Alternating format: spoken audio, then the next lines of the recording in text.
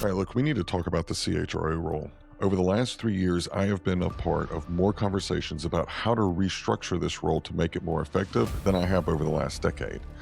And look, it's not AI that's forcing this conversation. It's not the economy. It's the boards and the CEOs and the C suite who are secretly looking and asking this one question. Does the person in the seat actually understand how this business works? Welcome to the channel. I am Trent Cotton, the human capitalist.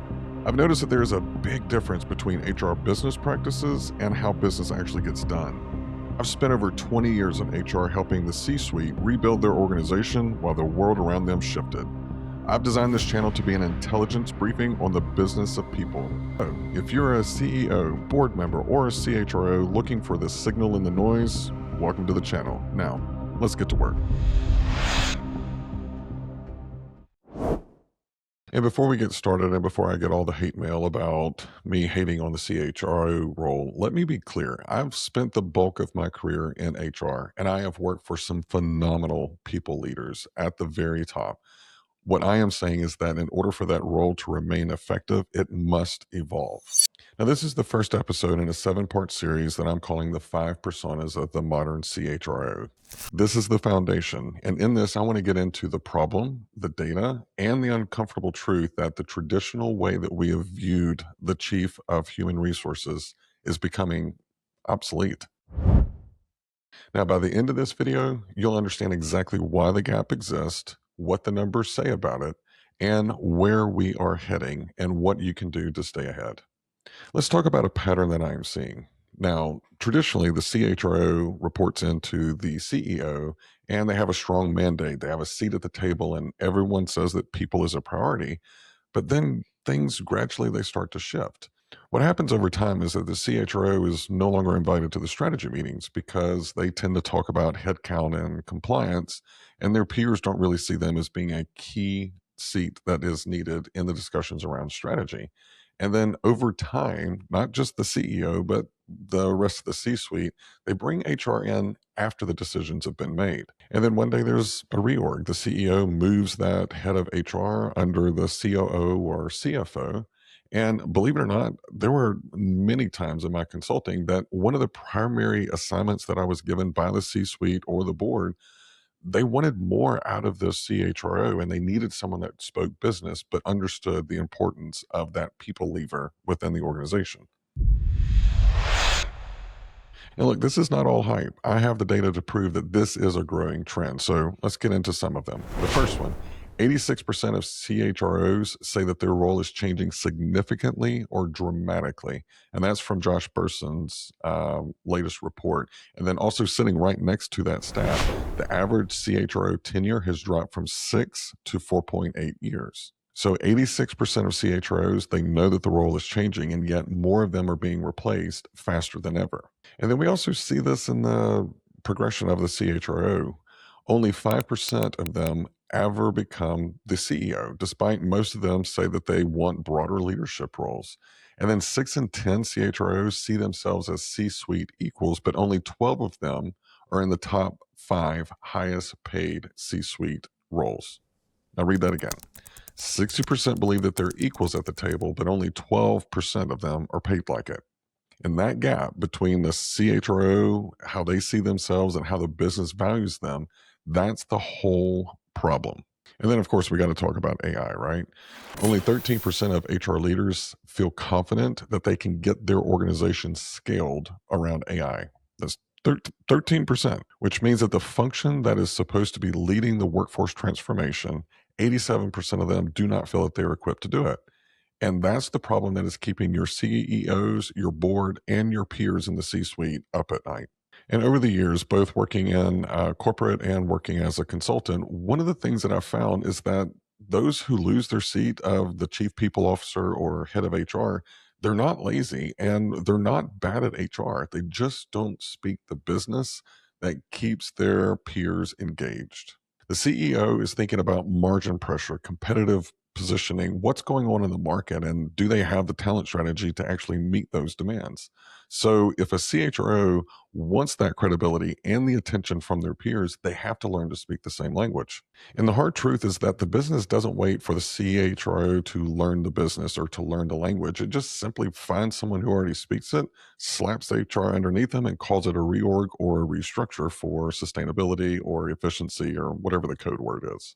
I had one client that brought me in to work with their CHRO, and she was stellar. I mean, she knew her stuff, but the problem was is that she was really bad at presenting her ideas in a business function. She was using your typical HR engagement, time to fill, all of these metrics that mean something in HR, but don't really mean anything outside of the room. And so when we sat down and helped her understand how to reframe that and how to align what she was working on to the business KPIs and present in that way, she immediately started getting a lot more attention, a lot more engagement, and a lot more respect from her peers. So it was the same ideas, it was just a different framework and a different skill set. And that's the shift that this whole series is about. All right, so there's the problem, there's the data. Let's talk about what does the modern CHRO actually look like? I've been building this framework over the past several years, just leveraging my experience. And those CHROs that I find that really have earned their seat and they command a presence in the boardroom, they don't just do HR well. They operate in five very distinct personas: the architect, the engineer, the scientist, the COO, and the coach. Now, we're going to be spending an entire episode on each one of those, but let's just kind of go through the framework at a very high level. So, the architect, think of the one who creates the plans for the entire building, right? So, they know each different room, but they understand how all of them work together, and they look at everything not as a solitary function but as a whole system, and they understand the interconnectedness that's needed, how a comp decision in HR ripples into sales retention, which ripples into revenue attainment, which shows up on the P&Ls 3 to 6 months later. Now most CHROs, they know their room, the HR room. What I'm calling for is that the architect, that persona, that mindset, they're going to know every room and how it fits into the organization. Now, building on that architect, you do need someone who understands how all these processes work, but more importantly, how they're connected. So that's what the engineer does. If you've ever worked with someone who's an engineer, whether it's civil or even software engineers, it's something in their mindset. They're really good at looking at a process and understanding where the gap is. And their job is not to own the system in this new world, it's to find exactly where, let's say, a sales process ends and talent begins, where finance is making workforce decisions without people data, and where two functions are kind of running the same play. They're just not talking to each other. Think of the engineer persona as being the one who is obsessed with the connective tissue of the organization. And then you have a scientist. A lot of times people say we need a data driven CHRO, and I don't disagree. But data scientists, usually they go, here's the data, right? What we need is a true scientist, someone that can take the data and also back into what actually caused all of this. So rather than coming in and going, here's our turnover, they actually present like a casual chain from manager behavior to team retention to revenue loss. And then they absolutely are able to get into and say, and here's what we need to change first. And then you have the COO persona, which is a cross functional integrator at a strategic level. Now, personally, I loved working with CFOs and COOs because they were able to kind of look across the organization and really understand how everything worked. But what I have found is that a lot of CHROs don't really have that skill set, or maybe they have the skill set, but they don't feel like they have the authority. And that's why I think it's incredibly important that the new modern CHRO, they're able to kind of function in that capacity. And then finally we have the coach. And I'm not talking about the rah-rah, the one that comes in and makes sure everyone's feelings is going okay. I'm talking about the coach that actually is a performance coach, including the C-suite. They're able to come in and understand how the business works, how everything is connected. They've run a data play, they've gotten into where are the gaps, and then they're able to take that to the street in the organization and coach every level of employee and get them moving in the right direction. So that is the framework that I want to go over. And one of the things that I use to evaluate CHROs is I like to ask myself, could they step into the CEO role? Now, it's not like would we make them the CEO, but could they? Do they have the business acumen? Do they have the cross functional credibility and understanding? And do they have the data fluency that's needed to be able to create the strategies that propel the organization? Now, if the answer is no, then what I have found is that the business usually kind of finds a way to operate without them. They're the last to know or a need to know basis. Now, that sounds harsh, but that's the reality. And that's the standard that the role is being held to right now, whether we're talking about it or not. All right. So you're probably like, all right, Trent, cool. Yeah. What do I do with this? So whether you are a CHRO that's evaluating your own position or a CEO evaluating that people seat, or maybe even a HR people leader that aspires to get into that top role, here's where you need to start. First, audit the language that you're using right now today. Take the last three presentations that you gave to leadership. For every initiative that you mentioned, can you name a specific overall organizational KPI that you can tie that to? Not generally, specifically. And if you can't, that's the first gap that you need to close. All right. So next, what I want you to do is take those five personas as we just went over and define them, and then map them over to yourself if you're the CHRO or if you're a CEO looking at the seat for the people side. Map it over and be honest. Where's the skill gap? Because it's usually not all five, it's maybe one or two.